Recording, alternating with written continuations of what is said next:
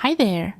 Lately, I've been doing a little 15-minute watercolor painting challenge, and it's become one of my favorite ways to practice. Today, I'd bring you along for one of these sessions. I choose a reference photo, start a timer, and try to finish a tiny painting before time runs out.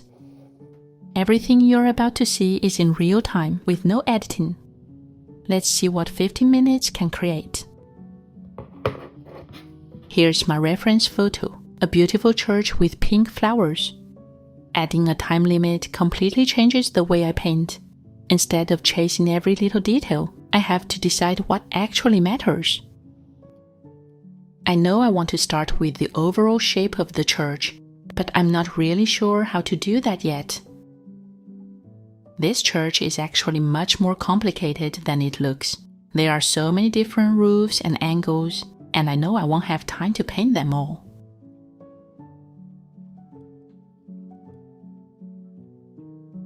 So I'm just taking a moment to figure out my plan. Nothing's happening on the paper right now, but this is actually one of my favorite parts. I'm just looking at the photo and trying to simplify it in my head before I paint.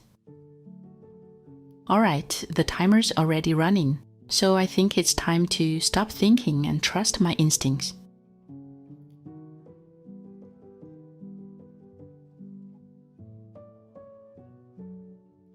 Instead of outlining the building, I'll paint each face of the wall as its own shape. I intentionally leave tiny white gaps between them. It's a little trick I like to use whenever I paint buildings. Those gaps naturally separate the different planes of the wall and make it feel three-dimensional without adding extra details.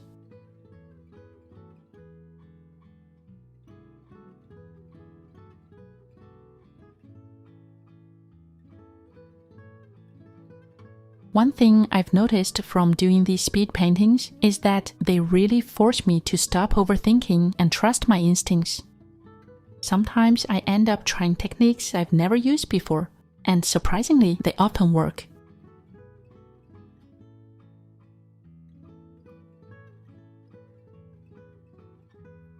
Looks like my phone decided to lock itself for a moment. The timer disappeared. I guess that's one of the little surprises of filming something completely in real time. About a third of the time has already gone by, and my painting doesn't look like much yet. No church, no flowers. It's okay. Right now, I'm only building the first layer for the general shape of the building. Once the roofs and the shadows go in, that's when everything should start coming to life. I think this is something people don't always realize about watercolor. Almost every painting goes through an awkward stage where it looks a little strange. A bit flat, a bit messy. Sometimes you even wonder if it's going to work at all. But this is actually my favorite part of the process, because this is where the magic usually happens.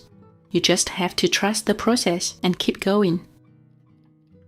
If you've ever stopped a painting halfway because you thought you'd ruined it, you're definitely not alone. Learning to trust that awkward stage is something we practice a lot in my online watercolor course. We paint step by step and learn how to enjoy the process instead of worrying about making everything perfect. There are lots of simple and relaxing projects, so feel free to take a look.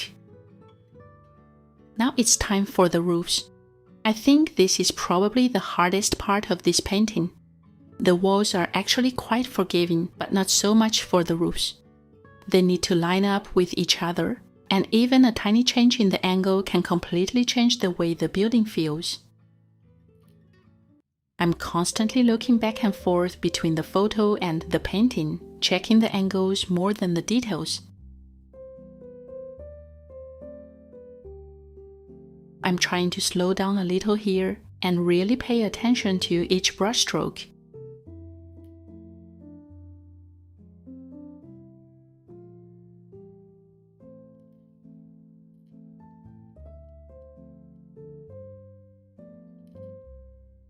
Now I'm moving on to the middle roof. This part makes me slow down a bit. There are multiple little roof sections, all pointing in slightly different directions.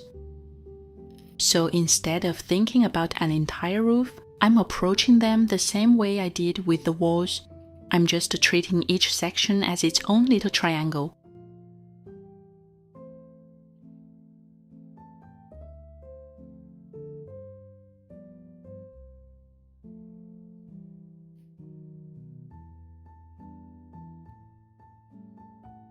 I'm also leaving tiny white gaps between them again. It's a really simple trick, but it helps keep everything from blending into one big shape.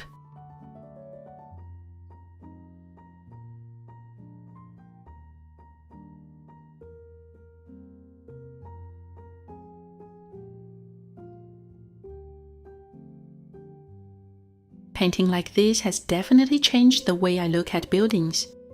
Before, I would just see a church. Now I notice all these little shapes, the way the light hits the roofs, and how everything fits together. It's funny how painting teaches you to observe the world differently. Here I can already feel myself getting caught up in the tiny details, trying to make everything just a little bit better. I have moments like this all the time. We're usually much harsher on our own paintings than anyone else would ever be. So this is probably a good reminder for me to let go a little. The timer is actually helping here. It doesn't really give me the option to keep correcting things forever. So let's move on.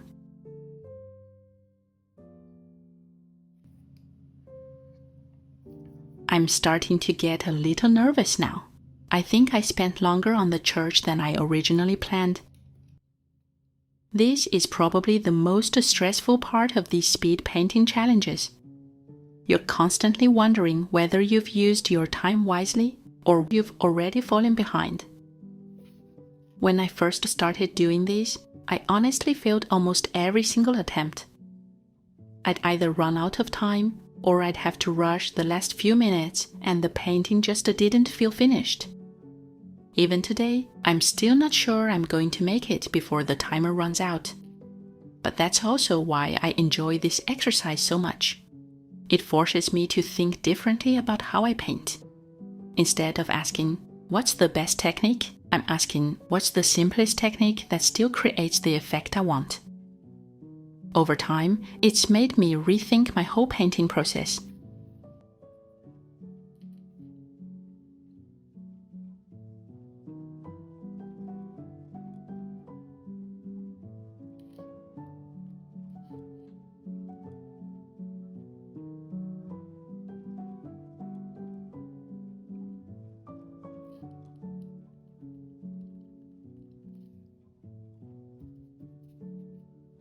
I think this is my favorite stage. Up until now, I've mostly been placing pieces of the puzzle. Everything looks a little flat, almost unfinished. But once the shadows go in, the building suddenly starts to have some depth.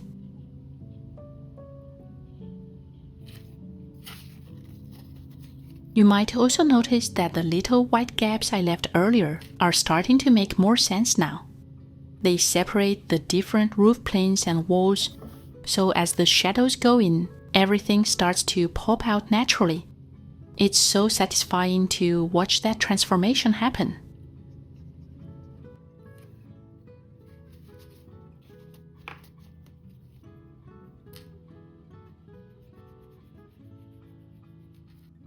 Now I'm adding a few tiny windows. These little dark shapes don't need much detail. I'm also staying entirely in brown tones for the church. Using a limited palette and painting small actually saves me quite a bit of time. I don't have to keep mixing new colors or worry too much about tiny details. It lets me focus on the overall feeling of the painting instead.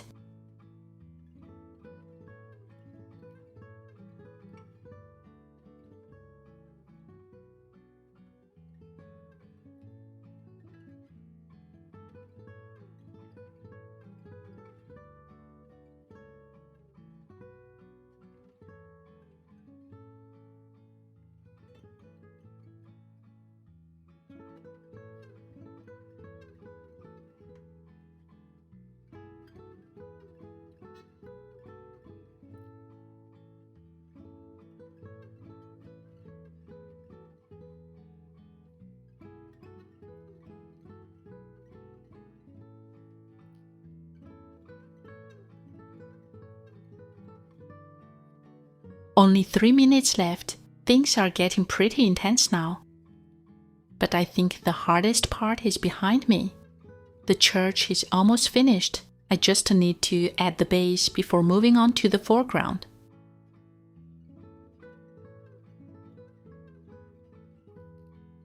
I'm definitely feeling the pressure now. Look at my shaky hand. I'm trying to find the right color, but every second counts. I have no idea if I'm still on schedule. We'll just have to see if I can make it before the timer runs out.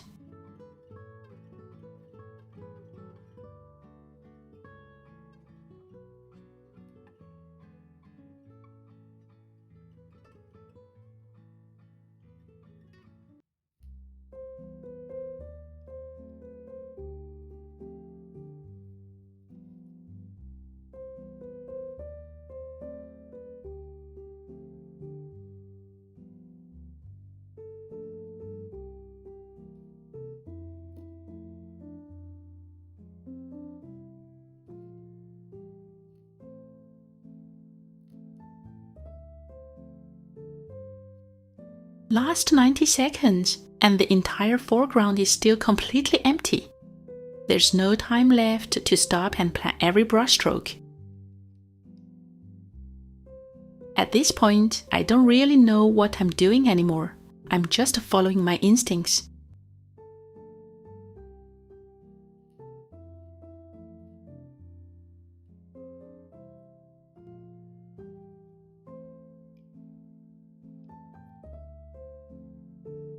And you know what? It's actually really stressful, but I've also been looking forward to this moment the whole time, because this is when I stop trying to copy the reference and my own painting style naturally comes through.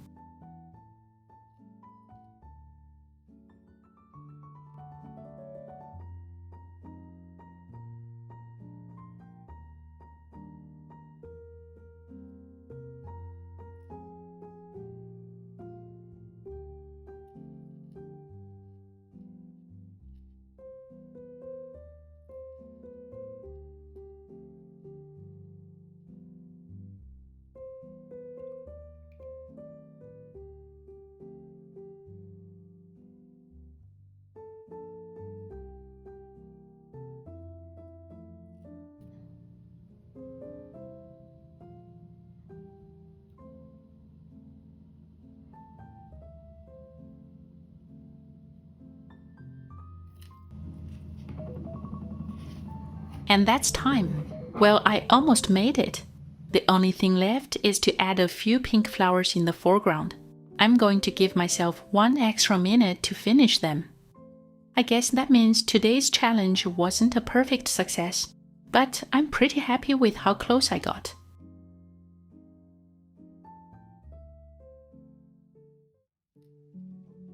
Looking back, I probably spent a little too much time on the church.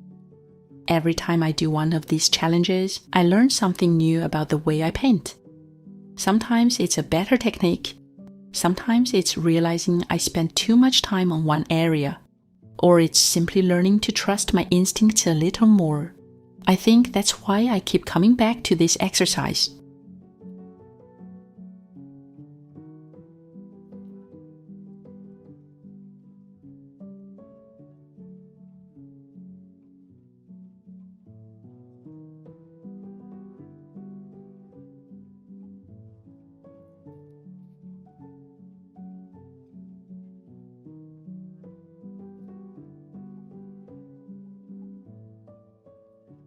There we go, 15 minutes plus 1. I'm actually really happy with how this turned out. I hope you enjoyed painting along with me, and this little challenge inspires you to create your own tiny painting. While the timer is over, I want to add something extra to complete the painting.